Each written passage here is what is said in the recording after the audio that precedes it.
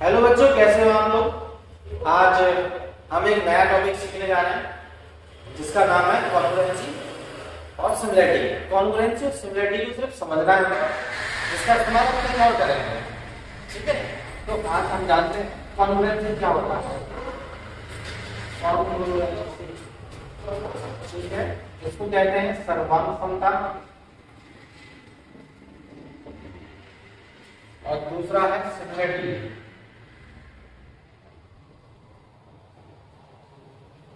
इसको कहते हैं समरूपता। सिमिलरिटी और कॉन्ग्रुएंसी, सर्वांग समता, ये जो है दोनों। सर्वांग समता क्या होता है, जैसे कोई भी एक चीज है हमारे पास, एक एबीसी त्रिभुज लिया, दूसरा त्रिभुज डी ई और एफ लिया। ये दोनों त्रिभुज कॉन्ग्रुएंट तब होंगे जब इन दोनों त्रिभुजों का शेप और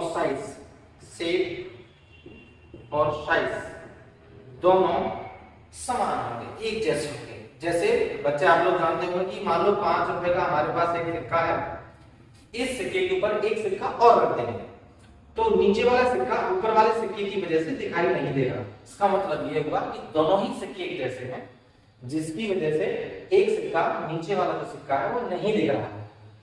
तो इसका मतलब ये है कि दोनों ही ट्रायंगल एक ही जैसे होंगे। इस ट्रायंगल को इसके ऊपर रखें, बिल्कुल डिट्टो ऊपर एंगल, इसके एंगल्स, इसके साइड्स, एरिया, पैरामीटर सब कुछ बराबर होगा।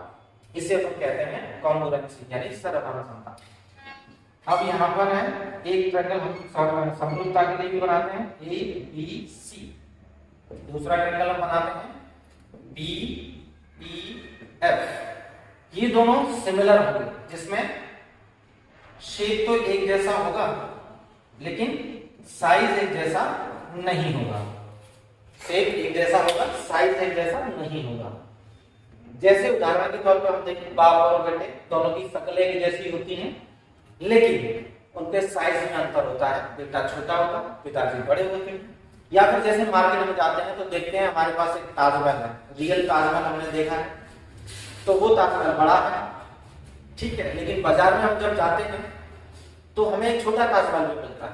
तो देखने में दोनों सिमिलर हैं, लेकिन साइज का अंतर है, एक बड़ा है एक छोटा है। ठीक है, तो ये हो गए शेप और साइज में फर्क है, सर्वांग समता और सिमिलरिटी। सिमिलरिटी में क्या होता है, दोनों ही जो त्रिभुज होते हैं उनकी जो साइड्स होती हैं उनका एक सिंपल रेशो होता है, समान रेशो होता है। उस समान रेशो के हिसाब से ही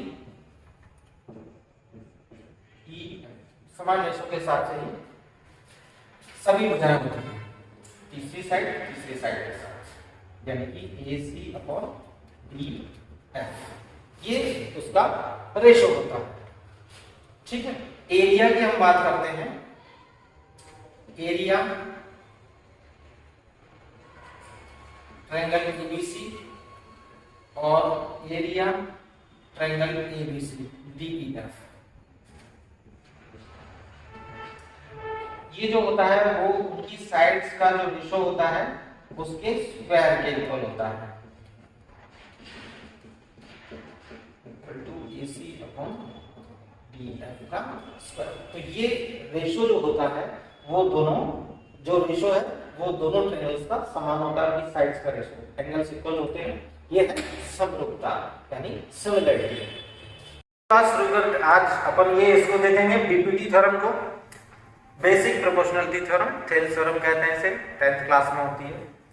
if a line is drawn parallel to one side of a triangle to intersect the other two sides in distinct points, the other two sides are divided in the same ratio। तो जरा इसको समझते हैं कि हमारे पास एक triangle दिया हुआ है, गिवन है, जरा लिखते हैं, इसको प्रूव करेंगे। तो हमारे पास गिवन है, गिवन में क्या है, ट्रायंगल ABC, एक हम मान लेंगे इसको ट्रायंगल ABC, ठीक है। एंड ये ट्रायंगल बना लें हम यहाँ पर एक छोटा सा पहले,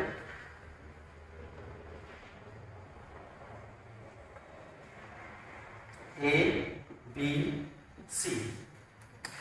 इसके बीच में यहां से एक लाइन ड्रॉ करी गई है जिसका नाम डी और ई दिया है। ठीक, एक ट्रायंगल ये हमें गिवन है और डी ई लाइन जो है वो इसके पैरेलल ड्रॉ की गई है। D E parallel to B C. ठीक है, ये लाइन है। इसे सॉल्व करने के लिए हमें कुछ पॉइंट्स का इस्तेमाल करना होगा। सबसे पहले हम इसमें कंस्ट्रक्शन करेंगे। ठीक है, क्या क्या कंस्ट्रक्ट करेंगे?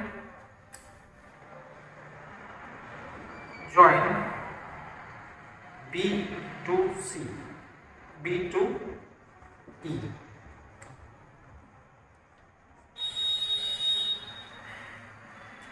and join D to C, D to C। दो ट्रायंगल बन गए। इन दोनों ट्रायंगल्स के परपेंडिकुलर बनाएंगे। यहां से एक परपेंडिकुलर इस पर डालेंगे E M और यहां से एक परपेंडिकुलर डालेंगे E N। ये परपेंडिकुलर्स हैं, इन दोनों लाइनों पर डले हुए हैं, यानी कि E M perpendicular on AD। ठीक है, और D M perpendicular to AE। ठीक है, तो ये हमने इसमें परपेंडिकुलर ड्रॉ कर दिए हैं, चीजें ड्रॉ करते हैं। अब इसका प्रूफ स्टार्ट करेंगे। हमें इसको प्रूफ करना है कि ये दोनों, ठीक है, सबसे पहले लिख लेते हैं क्या प्रूफ करना है। टू प्रूफ, हमें प्रूफ करना है AD upon DB is equal to DAE upon EC। ठीक है, ये हमको प्रूफ करना है। तो चलिए शुरू करते हैं।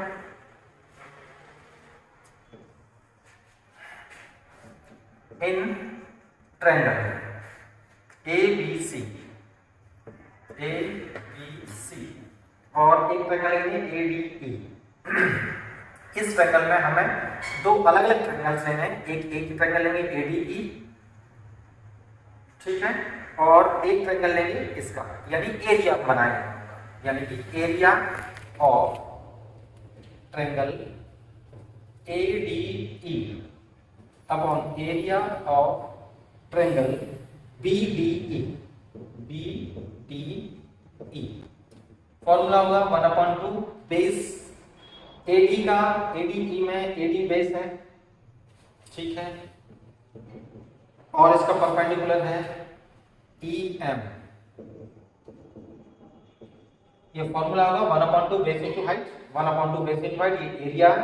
इसका भी एरिया निकालेंगे तो BDE 1/2 बेस इनटू हाइट, इसका बेस DB और इसकी परपेंडिकुलर EM। ठीक, इसमें EM से EM कैंसिल, 1/2 से 1/2 कैंसिल। हमारे पास बचा है AD अपॉन DB, इक्वेशन 1। हमने इसको नेग्लेक्ट कर दिया। हम दूसरा में इसमें लेंगे, इस तरफ के ट्रायंगल्स लेंगे हम, एरिया ऑफ ट्रायंगल AED बटे एरिया ऑफ DEC। इसका भी एरिया 1/2 बेस इनटू हाइट, 1/2 यानी 1/2 बेस इसका AE। हाइट इसकी, इस पर हाइट DN डली हुई है, तो DN परपेंडिकुलर है 1/2 बेस इनटू हाइट। सेम इसमें भी हम लगाएंगे कि ये ट्रायंगल है, इस ट्रायंगल में 1/2 ये है BC इनटू इसका परपेंडिकुलर यही DN ही है, तो DN से DN कैंसिल, 1/2 से 1/2 कैंसिल, आपका बनेगा AE अपॉन EC। ये दो इक्वेशन हमने बना ली है, इसका ये, इसके लिए ये। अब हमें इन दोनों को बराबर प्रूफ करना है। बराबर प्रूफ करने के लिए ये ADE है, ये भी AED यानी ADE ही है, लेकिन बीडीई और डीईसी में थोड़ा सा फर्क है, हमें ऐसे समझना है। बीडीई और डीईसी इनको देखना है, बीडीई और डीईसी, ये दोनों ट्रायंगल्स बने हुए हैं। ये दोनों ट्रायंगल्स जो हैं area triangle ADE and triangle BDE ADE sorry ADE नहीं EDC DEC DEC triangle DEC and DBE, ये दोनों ट्रायंगल हैं are on the same base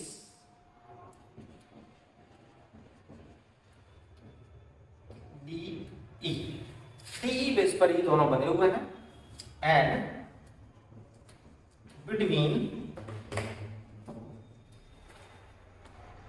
the same parallel,